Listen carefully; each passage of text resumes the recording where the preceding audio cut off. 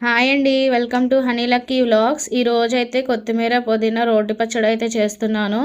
ముందుగా అయితే కొంచెం ఆయిల్ వేసుకొని ఆయిల్లో తుంచిన పచ్చిమిరపకాయలు కూడా వేసేసుకొని ఫ్రై చేసుకొని టమాటా ముక్కల్ని కూడా యాడ్ చేసి ఫ్రై చేసేసుకొని టమాటా ముక్కలు కొంచెం మగ్గిన తర్వాత కొత్తిమీర పుదీనా కూడా వేసి ఒకసారి కలిపేసుకుంటాము. ఇందులోకైతే నేను వేరుశెనగ గుళ్ళు అయితే కొంచెం వేపి అవైతే వేస్తానండి. టేస్ట్ అయితే చాలా బాగుంటుంది.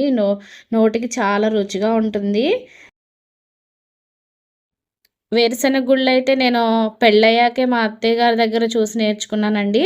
మా అమ్మ అయితే మామూలుగా కొత్తిమీర, పుదీనా, టమాటా పచ్చడిలాగా చేసేస్తది.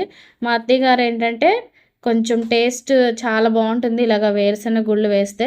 ఇంకా నేను కూడా ఇలాగే నేర్చేసుకున్నానండి. మా ఇంట్లో వాళ్ళకి కూడా ఇలాగే ఇష్టం.